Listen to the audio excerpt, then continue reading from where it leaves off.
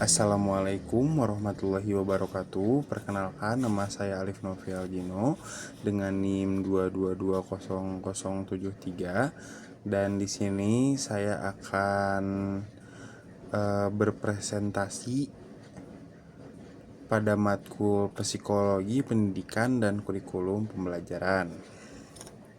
Nah, di sini saya akan memberikan opini tentang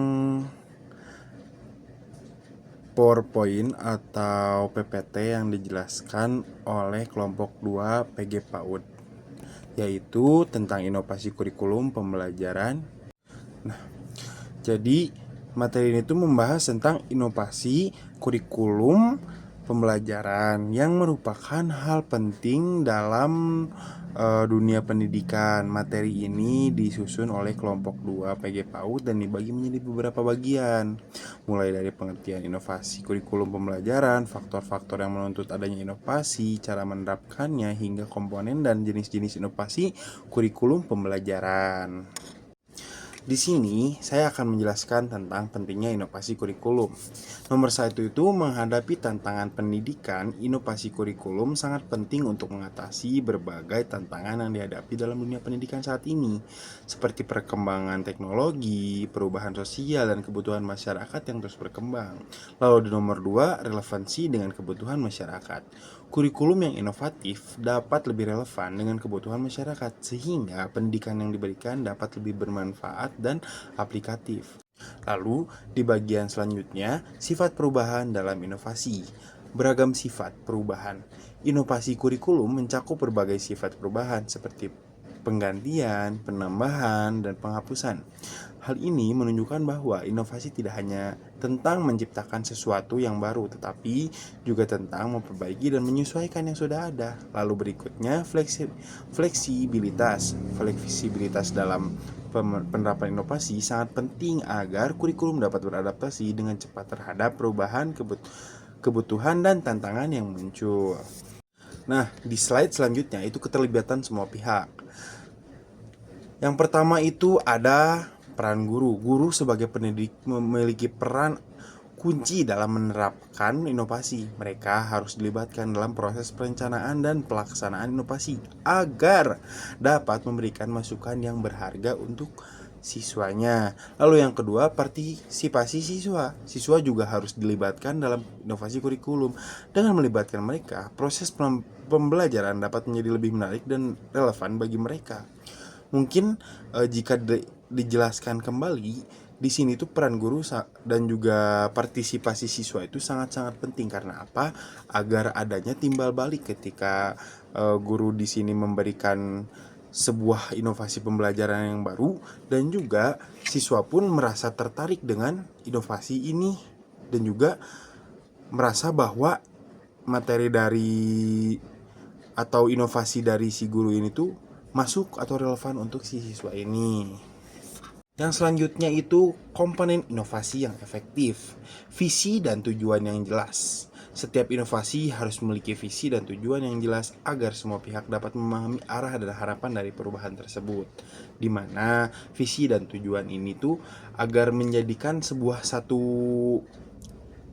tujuan yang dimana si tujuan ini tuh benar-benar akan digapai dan diraih gitu.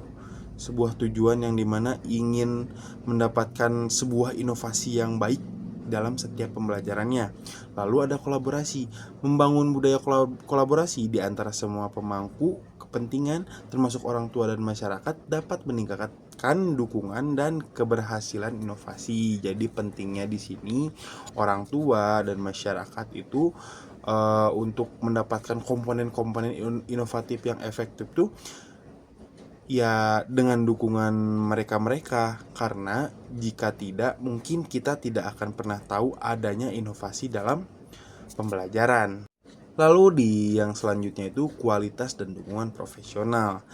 Di perkembangan profesional, penting untuk memberikan dukungan dan pelatihan bagi guru agar mereka dapat menerapkan inovatif dengan percaya diri dan efektif. Lalu, jaminan kualitas. Membangun mekanisme untuk memastikan kualitas kurikulum yang dihasilkan sangat penting untuk mencapai tujuan pendidikan yang diinginkan. Di sini ada jenis Inovasi dalam pembelajaran. Yang pertama itu ada beragam model pembelajaran. Inovasi dalam pembelajaran seperti model pembelajaran berbasis proyek, berbasis game, dan kolaboratif menunjukkan bahwa ada banyak cara untuk membuat pembelajaran lebih menarik dan efektif. Nah, lalu yang kedua itu ada adaptasi teknologi. Penggunaan teknologi dalam pembelajaran juga merupakan langkah inovatif yang dapat meningkatkan keterlibatan siswa dan memfasilitasi pembelajaran yang lebih interaktif. Di mana di sini kita benar-benar menggunakan full teknologi yang ada atau sebuah web atau aplikasi yang dimana aplikasi ini tuh udah ada game-game yang di dalamnya tuh bermaterikan pembelajaran untuk para siswa. Jadi ini tuh juga salah satu jenis atau inovasi yang bagus untuk pembelajaran gitu, karena teknologi itu penting ternyata untuk pelajaran begitu. Jadi ini tuh lebih membantu siswa lebih memahami itu, karena kadangkala memang ada yang tidak mau belajar atau sulit untuk mengerti dalam pembelajaran jika tidak ada gambar atau jika tidak diberi pemahaman yang sangat-sangat lebih. Makanya diberilah inovasi dalam pembelajaran ini adanya teknologi begitu. Nah, dalam kesimpulan saya atau dalam analisis opini saya, ada beberapa kelebihan di materi ini. Yang pertama itu struktur materi yang jelas. Materi disusun dengan struktur yang logis dan mudah dipahami, dimulai dari pengertian, faktor pendorong cara penerapan, dan komponen-komponen inovasi kurikulum pembelajaran. Lalu yang kedua, informasi yang lengkap. Materi mencakup berbagai aspek penting terkait inovasi kurikulum pembelajaran seperti faktor pendorong, cara penerapan, komponen penting, dan jenis-jenis inovasi. Lalu yang ketiga, bahasa yang mudah dipahami. Nah, bahasa yang digunakan mudah dipahami dan tidak terlalu menggunakan istilah-istilah yang kompleks. Lalu yang keempat, ada contoh konkretnya. Materi dilengkapi dengan contoh-contoh konkret seperti model pembelajaran, brain based learning, LCBT, ISERE, dan contoh inovasi pembelajaran berbasis proyek game, teknologi, dan juga kolaboratif. Nah, kesimpulan yang ringkas. Materi diakhiri dengan kesimpulan yang merangkum inti dari pembahasan tentang inovasi kurikulum pembelajaran. Jadi, di kesimpulannya itu benar-benar kompleks banget. Jadi kayak dari awal sampai akhir itu benar-benar sudah dirangkum dan diberi penjelasan secara sederhana di kesimpulan ini. Nah, adapun juga kekurangan dari materi ini. Kekurangannya itu kurangnya referensi. Meskipun materi cukup lengkap, tidak disertakan daftar referensi yang mendukung argumen dan informasi yang disajikan. Nah, lalu yang kedua itu keterbatasan visualisasi.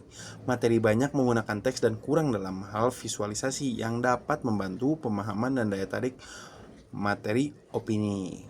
Lalu yang terakhir itu kesimpulan. Secara keseluruhan, materi ini merupakan sumber yang bermanfaat dalam memahami inovasi kurikulum pembelajaran. Meskipun ada beberapa kekurangan, materi ini sangat-sangat bagus untuk dijadikan bahan belajar dan diskusi tentang inovasi kurikulum pembelajaran. Inovasi kurikulum pembelajaran adalah langkah yang sangat diperlukan untuk meningkatkan kualitas pendidikan. Dengan melibatkan semua pihak, menetapkan tujuan yang jelas, dan memastikan dukungan yang memadai, inovasi ini dapat memberikan dampak positif yang signifikan bagi siswa dan masyarakat.